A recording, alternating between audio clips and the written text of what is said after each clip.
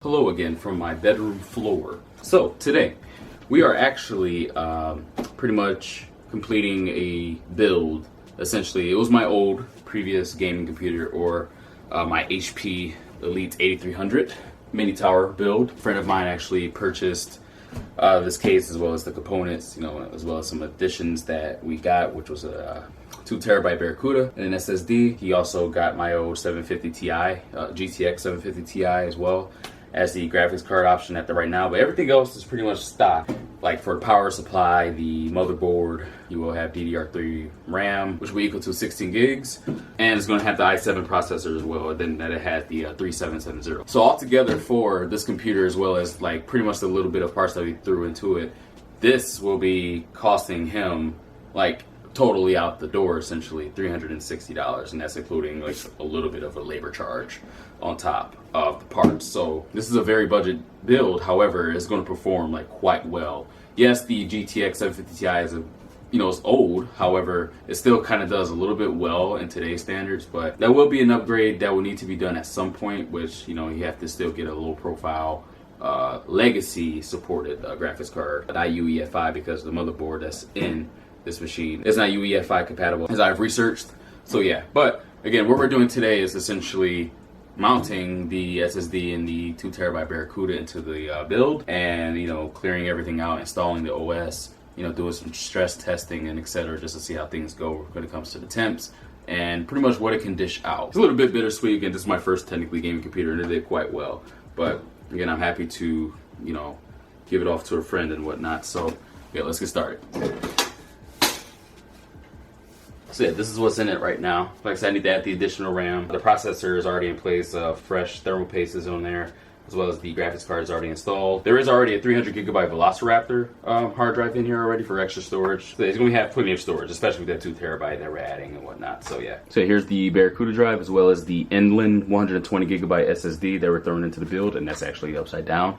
Oops. Okay, this is just a SATA drive, but again, this is going to be perfectly fine for an operating system and whatnot. It was only $20 for the SSD, and the Barracuda drive was $55. Just so you're aware, so this build is definitely not going to be aesthetically pleasing. It's just pretty much going to be one of those builds that works, especially with the price point that this collectively equal to.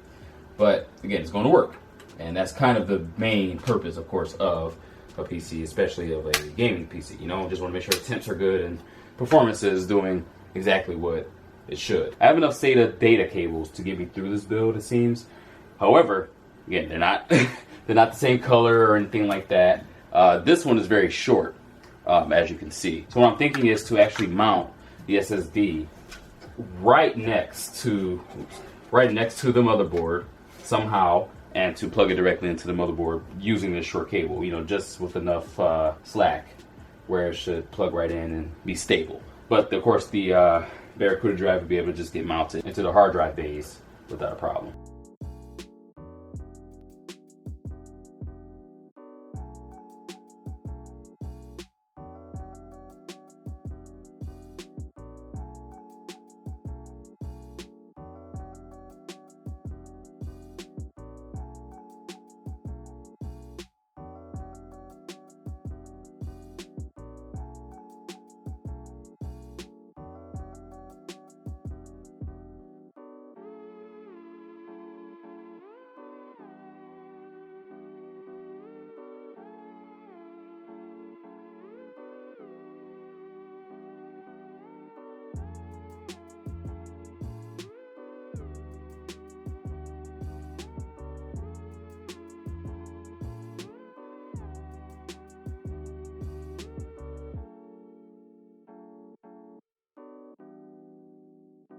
Okay, so my wife helped me. I had to zip tie this because there's really, again, it's due to the fact that the SATA data cable is so short.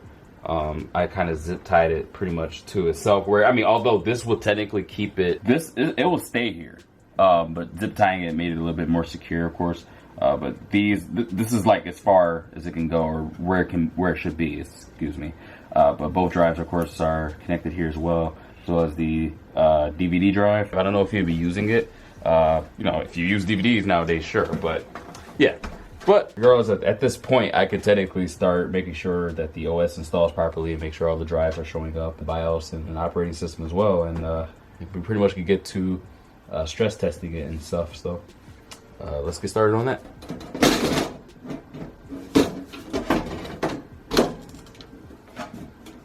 Sorry, I got the whole floor station situation going on with the keyboard and mouse on the legs, you know? But yeah, we're about to install Windows 10 right now. Now, this does have a key embedded into the motherboard already, so all I'm gonna have to do is just install it and use the generic key and it should be activated. And then after that, we are going to take an image of it, just like so, because what I'm gonna do is actually install some programs, as well as to be able to play some games just to see how many frames we're gonna be getting here. As well as pretty much how it handles, you know, like the performance and the temps and etc. So, and then once I'm done doing all of that, I'll be able to go back to the image that I took from the beginning so I can give it off to my friend. We are, of course, going to be installing the operating system onto the SSD. Okay, so I'm getting a weird error here. I'm gonna have to figure this out. I've never seen this error happen before. I'm actually gonna just restart the whole process from the beginning because I did do a disk part in the command prompt and did a clean on all the disks like I usually do. So I'm not too sure why it's giving me that type of error. So we're going to restart this to see what we get. Okay, so that error was the first ever time I've honestly dealt with that. So what I ended up doing, I ended up taking an image of another HP Elite that I have dealt with in the past, and I am restoring that image, like an out of the box image, onto that SSD. And then what I'm going to do is reset it back to scratch. So pretty much that, if there was anything, although there shouldn't be anything on there because it was an out of the box image, that I'll just reset it from scratch and then pretty much set it back up, you know, as a brand new computer again. Again, the very weird error. I've never in my life in IT have gotten that error, and like when I was researching it, like try to fix it, it was like more complicated than it needed to be. Although I'm assuming it would have worked, or it has worked for people, I think, especially on Windows 7. But yeah, I'm going to try this out. It should definitely work. And then, yeah, I'm going to go ahead and get everything going and testing it and etc. But again, very weird error. All right, well, that seemed to work. So I'm going to start the reset process in just a second. So yeah, we are good to go, which I figured that would work. So here are the following settings that GTA 5 is running on. Most settings on very high or high, with maybe an exception of a few different settings. So unfortunately, I am running these benchmarks on a 900p monitor, as I could not move my 1080p monitor from where it was at the time. So again, take it with a grain of salt with the frames per second that you are seeing, as well as me actually recording the benchmark tests. So there are going to be a few frames that are actually technically lost. But it's essentially a pretty smooth experience, I would say. So this is Warzone with pretty much everything on low, running at 900p. So as you can see at the beginning screen, excuse me, I couldn't talk there for a second.